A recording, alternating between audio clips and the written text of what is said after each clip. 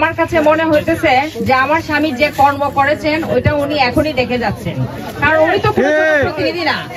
উনি উনার নিজস্ব অর্থায়নে 49টি ব্রিজ করেছেন, অসংখ্য রাস্তাঘাট যেখানে যা পেরেছেন দেখেছেন যে এই রাস্তাটা ভাঙ্গা, এখানে কংক্রিট ফেলানো দরকার কংক্রিট ফেলেছেন, এখানে এটা করানো দরকার উনি করেছেন, কিন্তু এটা ওনার কাজ ছিল না, ওইটা ছিল ওইখানকার কোন জনপ্রতিনিধির কাজ। অসংখ্য ছাত্রছাত্রীদের সাহায্য সহযোগিতা করেন, এমনকি আমাদের বাসায় 10টা বাচ্চা দেখে পড়াশোনা করে।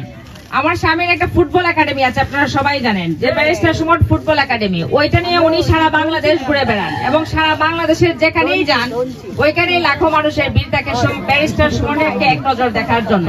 উনি কিন্তু হয়তো চিন্তা করেছেন সবসময় সোনারঘাট মাধবপুর হবে ওনার সংসদীয় আসন, ওইখানে উনি নির্বাচন করবেন। উনি তো কুষ্টিয়ার ছেলে না, কুষ্টিয়ায় নির্বাচন করবেন না, কিন্তু কুষ্টিয়ায় উনি একটি ব্রিজ করেছেন। উনি সিলেটের ছেলে না, হয়তো ডিভিশন সিলেট, কিন্তু ওনার নির্বাচনী এলাকা হচ্ছে সোনারঘাট মাধবপুর, কিন্তু সিলেটের বন্যায় উনি একটি লাইভ করে উনি 3 কোটি টাকা উনি একদিনের মধ্যে পেয়ে গেছেন। এই 3 কোটি টাকা এটা সামান্য কোনো বিষয় না যে কোনো বিদেশের মানুষ যে কেউ তাকে বিভিন্ন ভাবে টাকা পাঠাবে। উনি যে নৌকায় নৌকায় ঘুরে ঘুরে বিভিন্ন জায়গায় ত্রাণ নিয়ে গেছেন, উনি চিটাগাঙের বন্যায় গিয়ে উপস্থিত হয়েছেন। চিটাগাং নিশ্চয়ই ওনার নির্বাচনী এরিয়া না, কিন্তু আপনাদেরকে একটা কথাই আমি ওনার সহধর্মী হিসেবে আশ্বস্ত করতে চাই যে উনি এমন একজনই মানুষ, উনি ভিতরে এবং বাহিরে এক। আমি আমার বিবাহিত জীবনে কোনোদিন দেখি না উনি নিজের জন্য চিন্তা করতে।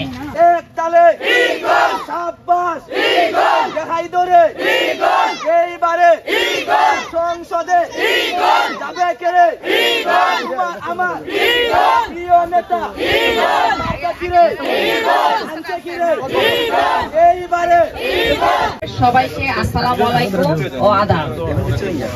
এখন বিশেষ করে মা বোনদের উদ্দেশ্যে বলতেছি, আমরা নিজেরাও মহিলা জানি এই সময় অনেক কাজ থাকে, এইসব কি পরিমাণের কাজ থেকে আমরা জানি। তারপর আপনাদের ভালোবাসা দেখে সত্যি আমি আগে আপ্লুত যে আপনারা সব কাজকর্ম ফেলে এসে এখানে বসে আছেন আমাদের কথাগুলো শোনার জন্য। তো আমি প্রথমেই বলতে চাই যে আমি আজকে যার সহধর্মিণী হিসেবে আপনাদের সামনে উপস্থিত হয়েছি, উনি আপনাদের ঘরের সন্তান, আপনাদের এলাকার সন্তান। উনি পড়াশোনা করেছেন, শৈশব কৈশোর সব আপনারা দেখেছেন। উনি বড় হয়ে ব্যারিস্টার হয়েছেন, তারপর আমার সাথে বিয়ে হয়েছে। আমার সাথে বিয়ে হয়েছে ব্যারিস্টার সুমন হিসেবে, তারপর আমি ওনাকে চিনতে শুরু করেছি। আর আপনারা ছিলেন ওনার শৈশব থেকেই, কৈশোর থেকে সবকিছু দেখেছেন। উনি কোনো জনপ্রতিনিধি না, কিন্তু জনপ্রতিনিধি না হয়ে উনি আপনাদেরকে ভালোবেসে আপনাদের মনে ঠাঁই করে নিয়েছেন সম্পূর্ণ শুধু উনার নিজের কর্মের দ্বারা।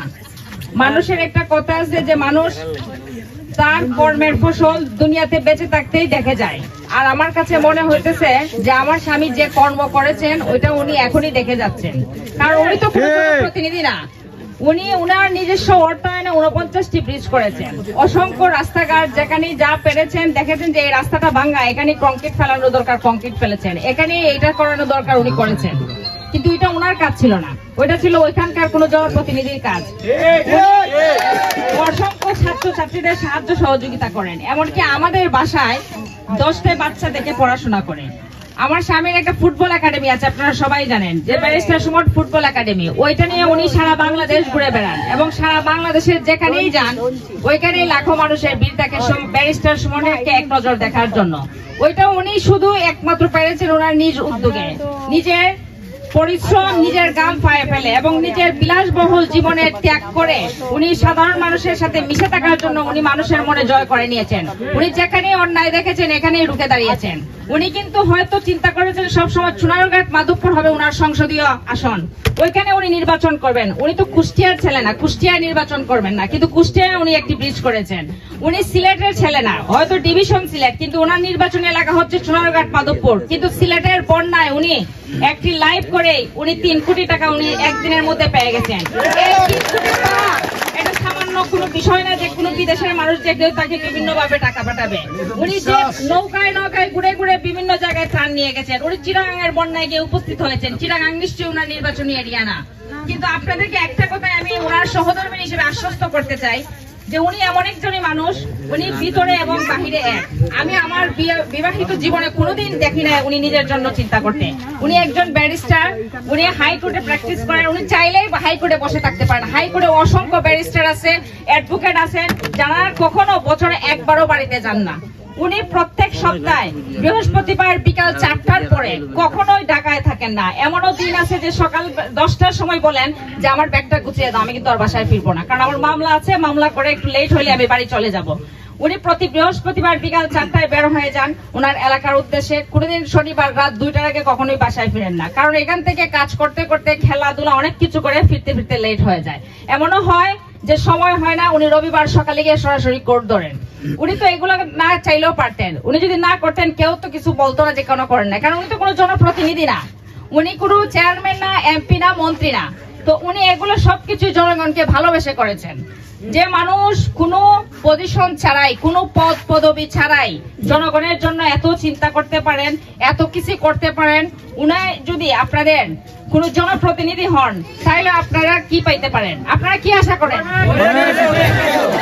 তাই আমি আপনাদেরকে একটা কথাই আশ্বস্ত করতে চাই ওনার সহধর্মিণী হিসেবে, আপনাদের ভাগ্য পরিবর্তনের সময় এসেছে, আপনাদের অধিকার আদায়ের সময় এসেছে। নিজের অধিকার নিজেকে আদায় করে নিতে হয়। কেউ কাউকে অধিকার দেয় না, কখনো কেউ কাউকে কখনোই অধিকার দেয় না। নিজের অধিকার নিজে আদায় করে নিতে হয়, কারণ আপনি জানেন আপনার অধিকারটা কি, আমি জানি আমার অধিকারটা কি, আমার কি প্রয়োজন। এখন আপনাদের সময় এসেছে আপনার অধিকার আদায়ের, আপনাদের সময় এসেছে ভাগ্য উন্নয়নের। তাই আমি বিনীতভাবে অনুরোধ করব, আগামী 7 তারিখ আপনারা একটি ভোটের মাধ্যমে আপনারা অধিকার আদায় করে নেবেন। 7 তারিখ আমার স্বামীকে ঈগল পাখি মার্কায় ভোট দিয়ে জয়যুক্ত করেন। ইনশাল্লাহ আপনাদের যে সমস্যা সমাধান আমি দেখতেছি, আসার সময় দেখছি এখানে কোনো রাস্তাই নাই, মানে কি বলবো, মানে বলার অপেক্ষা রাখে না। আমি চাইবো না কখনোই যে এমন কোন রাস্তা থাকুক যেখানে আমার মা বোনেরা যাইতে পারে না। অনেক গর্ভবতী মহিলা এই রাস্তা দিয়ে মনে হয় না যে পার হতে পারবে। এরকম রাস্তায় থাকতে আমি একটাই অনুরোধ করব, যদি আপনারা ভোট দিয়ে আমার স্বামীকে জয়যুক্ত করেন, ইনশাল্লাহ এমন কোন জায়গা থাকবে না, গ্রাম থাকবে না, মহল্লা থাকবে না যেখানে উন্নয়ন হবে না, যে অনুন্নত হবে না। এই যে সামনে কতগুলো বাচ্চা আছে, ওরাই কিন্তু আমাদের ভবিষ্যৎ। মা বোনেরা এখানে যারা আছেন, আমাদের ভবিষ্যৎ অর্ধেক হয়ে গেছে। এখন আমাদের চিন্তাই হচ্ছে আমাদের ছেলে মেয়েরা কিভাবে বড় হবে। আমরা প্রত্যেকেই চাই আমাদের ছেলে মেয়ে ডাক্তার হোক, ইঞ্জিনিয়ার হোক, মানে সবাই আমাদের চেয়ে অনেক বড় বেশি পজিশনে থাকুক, ওরা অনেক ভালো করুক। এই জন্য দরকার আমাদের ভালো যোগ্য প্রতিনিধি। যোগ্য প্রতিনিধি এই জন্য দরকার, যোগাযোগ ব্যবস্থা যে দেশের উন্নত না, সে দেশ কখনো উন্নত হতে পারে। আপনার যদি স্কুলে যাইতে কষ্ট হয়, আপনি একদিন যাবেন, দেখবেন বাচ্চার ঘুম থেকে উঠে স্কুলে যেতে চায় না, বাচ্চা তো এমনিতেই স্কুলে যেতে চায় না। তারপরে যদি আবার যাওয়ার রাস্তাটা এরকম হয়, তাহলে তো আর যাবেই না, তাহলে বাচ্চারা কি করবে, জড়ে পড়ে যাবে। এই বাচ্চা যদি প্রাইমারি স্কুলে জড়ে পড়ে যায়, হাই স্কুল পাস করবে কিভাবে, কলেজ পাস করবে কিভাবে? যে জাতি শিক্ষিতরা এই জাতি উন্নত হতে পারে না, শিক্ষায় জাতির মেরুদণ্ড।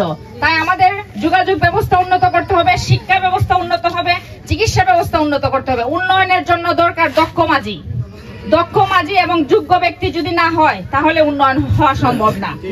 অনেকে হয়তো অতীতে আপনারা অনেকবার ভোট দিয়েছেন, আপনারা দেখেছেন ওনারা কি করেছেন। শুধু একটা কথাই বলবো, আপনাদের এবার সময় এসেছে ভাগ্য পরিবর্তনের। আপনারা আগামী 7 তারিখ নির্ভয়ে ভোট কেন্দ্রে যাবেন এবং আপনারা যদি আমার স্বামীকে ঈগল পাখি মার্কায় ভোট দিয়ে জয়যুক্ত করেন, ইনশাল্লাহ আপনাদের ভাগ্যের পরিবর্তন হবে এবং আমার স্বামী চুনারঘাট মাধবপুর উন্নয়নের যে স্বপ্ন দেখিয়েছেন, ইনশাল্লাহ এগুলো বাস্তবায়িত হবে এবং আপনারা ভোট দিয়ে আপনাদের পাশে থেকে কাজ করার সুযোগ করে দিবেন।